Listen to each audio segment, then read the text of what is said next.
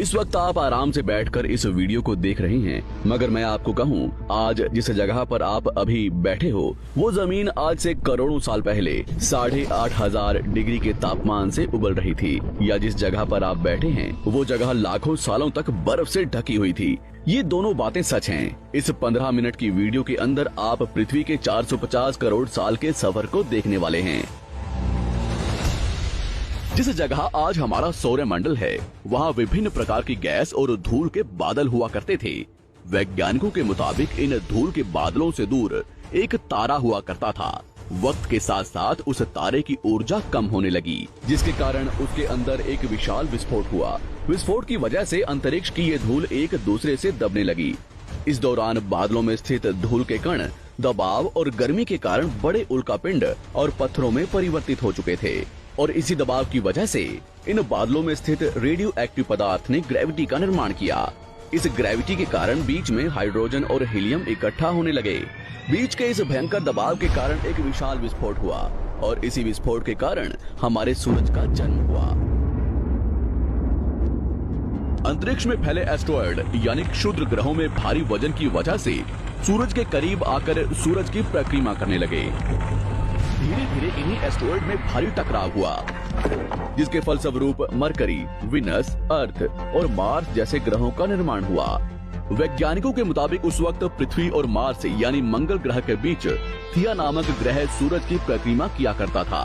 पृथ्वी पर ग्रेविटी होने की वजह से सूरज की परिक्रमा करने वाले एस्टेरॉयड अब पृथ्वी की परिक्रमा करने लगे, और धीरे धीरे करोड़ों सालों तक ये पृथ्वी पर गिरते रहे।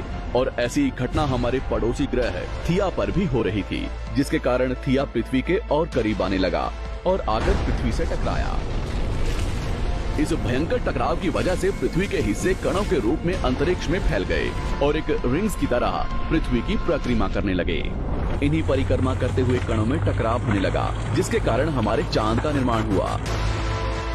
उस वक्त पृथ्वी पर सिर्फ एक ही समुद्र हुआ करता था, और वो था 1900 डिग्री सेल्सियस की तापमान पर उबलते हुए लावे का।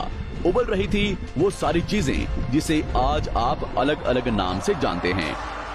वक्त के साथ साथ पृथ्वी धीरे धीरे ठंडी हो रही थी, जिसके कारण पृथ्वी के भारी तत्व जैसे धातु और रेडियो एक्टिव पदार्थ पृथ्वी के केंद्र में जाकर इकट्ठा हो गए, और हल्के पदार्थ पृथ्वी की सतह पर आ गए।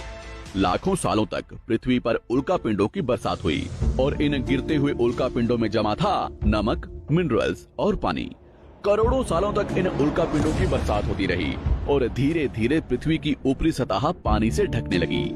वैज्ञानिकों के मुताबिक यही वो वक्त था जब दूर गहरे पानी के अंदर निकलते ज्वालामुखियों से पहली बार सूक्ष्म जीवों का निर्माण हुआ। लाखों सालों बाद एक वक्त ऐसा आया जब पृथ्वी की पूरी सतह पानी से ढक चुकी थी। हमारी पृथ्वी के सबसे अंदर का कोर रेडियो एक्टिव पदार्थ से बने होने की वजह से हरदम गर्म होता रहता है, लेकिन जब भी पृथ्वी की ऊपरी जमीन ठंडी हो जाती है, तब पृथ्वी के अंदर की गर्मी बाहर नहीं निकल पाती, जिसके कारण ज्वालामुखियों का निर्माण होता है। और उस वक्त कुछ ऐसा ही हुआ। पानी से ढकी हुई पृथ्वी पर हजारों की तादाद में ज्वालामुखी निकलने लगे, और आने वाले लाखों सालों तक इन ज्वालामुखियों का निकलना जारी रहा, जिससे पानी के ऊपर जमीन का निर्माण हो रहा था। इस वक्त भी पृथ्वी पर वातावरण न होने की वजह से अंतरिक्ष से उल्कापिंडों की बरसात हो रही थी। आज से लगभग 300 करोड़ साल पहले पृथ्वी पर ऐसा वक्त आया जब पृथ्वी का वातावरण लगभग स्थिर होने लगा था। ज्वालामुखी निकलने धीरे हो गए थे, और पृथ्वी का एक दिन 12 घंटे का हुआ करता था। साल बीतते गए, और धीरे धीरे ये सूक्ष्म जीव विकसित होते गए और समूह में रहने लगे। आज से लगभग 250 करोड़ साल पहले पहली बार पृथ्वी पर ऐसे जीवों का निर्माण हुआ जो जीने के लिए ये पानी के अंदर के मिनरल्स यानी खनिज पदार्थ और धूप का इस्तेमाल करते थे, और मल त्याग के रूप में ऑक्सीजन बाहर निकालते थे। इस वक्त तक पृथ्वी पर ज्यादातर ज्वालामुखी निकलने बंद हो चुके थे, और इन माइक्रोबैक्टीरिया की वजह से वातावरण में ऑक्सीजन की मात्रा बढ़ रही थी। वातावरण में ऑक्सीजन बढ़ने की वजह से पृथ्वी का वायुमंडल बनना शुरू हुआ, और आने वाले हजारों सालों तक वातावरण में ऑक्सीजन की मात्रा बढ़ती रही, जिसकी वजह से पृथ्वी के ज्यादातर हिस्सों में ये सूक्ष्म जीव फैल गए। हजारों सालों बाद एक वक्त ऐसा आया जब पृथ्वी में ज्यादा ऑक्सीजन बढ़ने के कारण ये सूक्ष्म जीव मरने शुरू हो गए। उस वक्त तक पृथ्वी का वातावरण ठंडा होने के साथ साथ ऑक्सीजन से भी भर चुका था, जिसके कारण जमीन और वातावरण में स्थित आयरन यानी लोहे के मिनरल्स पानी में स्थित ऑक्सीजन से रिएक्ट होने लगे। और एक वक्त ऐसा आया जब पृथ्वी की जमीन आज के मार्स के जैसे लाल हो चुकी थी। वक्त बीतने के साथ साथ धरती की टेक्टोनिक प्लेट्स में दरार होने लगी, जिसके कारण पृथ्वी के अंदर का लावा जमीन की तरह कई लाखों सालों तक खुला उबलता रहा। और यही वो कारण था जिसके कारण पृथ्वी के वातावरण में कार्बन डाइऑक्साइड की मात्रा बहुत बढ़ गई और पृथ्वी पर एसिड की वर्षा शुरू हो गई।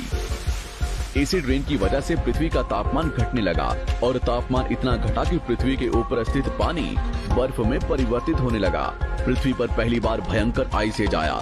इस वक्त पूरी पृथ्वी सफेद बर्फ से ढक चुकी थी। आमतौर पर जब धरती पर सूरज की किरणें गिरती हैं, तब जमीन उन किरणों को सोख लेती है, मगर क्योंकि पूरी पृथ्वी बर्फ से ढक चुकी थी और क्योंकि बर्फ सफेद और चमकीली होती है, जिसके कारण सूरज की किरणें धरती पर गिरने के बाद वापस चली जाती थी। इसी कारण से पृथ्वी कई लाखों सालों तक बर्फ से ढकी रही, मगर फिर से पृथ्वी के अंदर स्थित गर्मी ज्वालामुखी के रूप में निकलना शुरू हो गई और इन ज्वालामुखियों से निकलने वाली गर्मी ने बर्फ को पिघलाना शुरू कर दिया। इसी बीच पृथ्वी की गहराई में बचे कुछ सूक्ष्म जीव धीरे धीरे बदल रहे थे और अब वो ऑक्सीजन को अपने शरीर को बड़ा और जटिल बनाने के लिए इस्तेमाल करने लगे थे। इस बीच पानी में अलग से भी छोटे समुद्री पौधे निकलने शुरू हो चुके थे। बाहर जैसे जैसे ज्वालामुखी निकल रहे थे, वैसे वैसे वातावरण कार्बन डाइऑक्साइड की वजह से गर्म हो रहा था। वक्त के साथ साथ बर्फ तो पिघलने लगी, मगर धरती पर फिर से एसिड की वर्षा शुरू हो गई, जिसके कारण फिर पृथ्वी ठंडी होने लगी और फिर पृथ्वी की ज्यादातर सतह बर्फ से ढक गई। ऐसा बार बार कई हजारों सालों तक होता रहा और इसी कारण से अब समुद्री जीव धीरे धीरे वातावरण के हिसाब से विकसित हो रहे थे। इस बीच कई सारे जीव और समुद्री जंगल्स भी लुप्त हो गए, मगर जो बच गए वो धीरे धीरे पृथ्वी के बदलते तापमान के हिसाब से ढलते गए और अब हजारों सालों बाद समुद्री पेड़ बर्फ की वजह से पूरी तरह से मरते या सूखते नहीं थे। अब सूक्ष्म जीव समुद्री जीव बन चुके थे। जब फिर से ज्वालामुखियों ने पृथ्वी की बर्फ को पिघलाना शुरू किया, तब ये समुद्री पेड़ जल्दी विकसित होकर फैल गए। धीरे धीरे वातावरण में ऑक्सीजन की मात्रा बढ़ने लगी और पृथ्वी पर होने वाली एसिड की वर्षा कम होने लगी। वातावरण में ऑक्सीजन आने की वजह से पृथ्वी की ओजोन लेयर्स मोटी होने लगी और आज से लगभग 47 करोड़ साल पहले पृथ्वी की ऊपरी सतह पर पहली बार मोसोस नामक प्लांट उगना शुरू हुआ।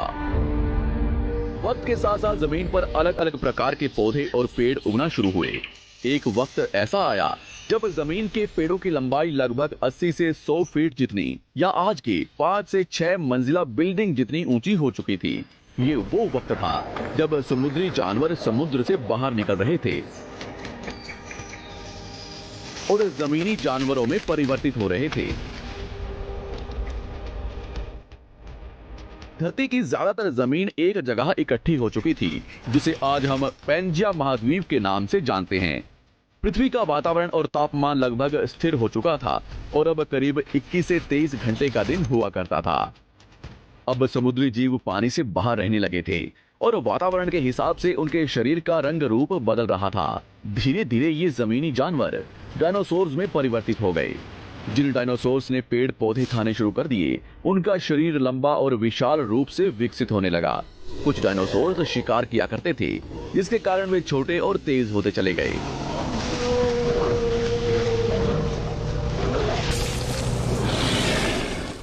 पृथ्वी की ऊपरी जमीन एक जगह इकट्ठी होने के कारण ज्यादातर जमीन रेगिस्तान और बंजर हो चुकी थी। ज्यादातर जंगल समुद्र के करीब हुआ करते थे, जिसमें डायनासोर्स रहा करते थे। आज से लगभग 20 करोड़ साल पहले पैंजिया महाद्वीप टूटना शुरू हो गया।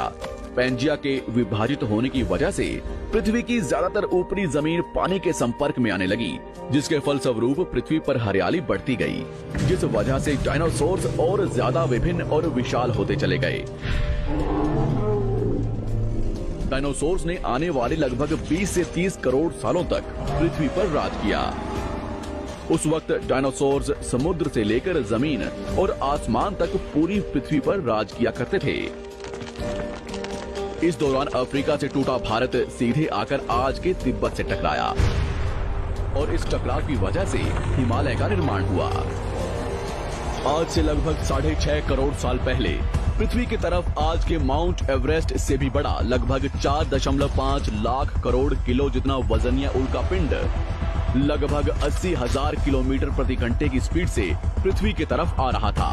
पृथ्वी की सतह को छूते ही उसमें भयंकर आग लगी और वो जलते हुए सीधा पृथ्वी से टकराया। इस टकराव से निकलने वाली ऊर्जा आज के 10 करोड़ परमाणु बम एक साथ फटने के बराबर थी। जहां ये उल्कापिंड गिरा वहां के जानवर और पेड़ तुरंत भाप बनकर जल गए। गिरते ही पृथ्वी पर पूरी तरह धूल फैलने लगी, समुद्र में भयंकर बाढ़ आने लगी। भूकंप और आग ने पृथ्वी को जलाना शुरू कर दिया। कुछ ही घंटों में पूरी पृथ्वी के वातावरण में हानिकारक गैस और धूल की वजह से पृथ्वी नर्क हो चुकी थी। डायनासोर्स, घुटन, आग और भूखमरी से पूरी तरह विलुप्त हो गए। इस वक्त हमारे पूर्वज जमीन के अंदर रहा करते थे, जिसके कारण वो इस विशाल प्रलय से बच गए। पृथ्वी का वातावरण पूरी तरह से काला और अंधेरा हो चुका था, जिससे धूप भी जमीन तक नहीं पहुंच पा रही थी। पृथ्वी के पेड़ और ज्यादातर जानवर विलुप्त हो गए। वातावरण में धूल और हानिकारक गैस के कारण पृथ्वी पर फिर से एसिड की वर्षा शुरू हो गई और फिर पृथ्वी ठंडी होकर बर्फ से ढक गई। लेकिन इस बार पृथ्वी की बर्फ लाखों सालों तक नहीं जमी रही और 80 से 90 हजार साल बाद ये बर्फ पिघलनी शुरू हो गई। जैसे ही धरती पर वातावरण फिर से पहले जैसा होने लगा, वैसे ही ये छोटे जीव जमीन से बाहर आना शुरू हो गए। उस वक्त पृथ्वी की बर्फ पिघलनी शुरू ही हुई थी, जिसके कारण अफ्रीका में घने ठंडे जंगल हुआ करते थे और इसी बीच ये जमीनी जीव बंदरों में परिवर्तित हुए। मगर जैसे जैसे पृथ्वी गर्म होने लगी, वैसे वैसे अफ्रीका के ये जंगल सूखने लगे। जंगल की चीजें खाने वाले बंदरों को खाने की कमी होने लगी। खाने की तलाश में इन बंदरों ने अपने पैरों पर चलना शुरू कर दिया, जिससे उन्हें दूसरे जानवरों के शिकार करने में मदद मिलती थी। धीरे धीरे बंदर एप्स यानी वानर में परिवर्तित हुए। खाने की तलाश में ये एप्स पृथ्वी के दूसरे हिस्सों में फैलने लगे और धीरे धीरे उनके शरीर का रंग रूप वहां के मौसम के हिसाब से बदलता गया। वक्त के साथ साथ हम आदिवासी बने। हमने हथियारों से लेकर आग का आविष्कार किया। हम धीरे धीरे इंसान के रूप में विकसित हुए। हमने धर्म से लेकर परिवार, भाषा और संस्कृति का निर्माण किया और वक्त के साथ साथ हम विकसित होते चले गए और आज हम इस पृथ्वी की सबसे विकसित प्रजाति बन चुके हैं। पृथ्वी को आज के जैसे बनने में लगभग 450 करोड़ साल का वक्त लगा है और हमें एक छोटे जमीन में रहने वाले जानवर से इंसान बनने में कई लाखों सालों का। मगर हमने इन 100 सालों में जितना पृथ्वी को गंदा और तबाह किया है, उतना आज तक किसी भी प्रजाति ने नहीं किया होगा। हम फिर से धरती को गर्म कर रहे हैं और कार्बन डाइऑक्साइड की मात्रा बढ़ा रहे हैं। वैज्ञानिकों का मानना है कि पृथ्वी पर फिर से विशाल परिवर्तन होने वाला है। भविष्य में पृथ्वी कैसी होगी, जानेंगे हमारी अगली वीडियो में।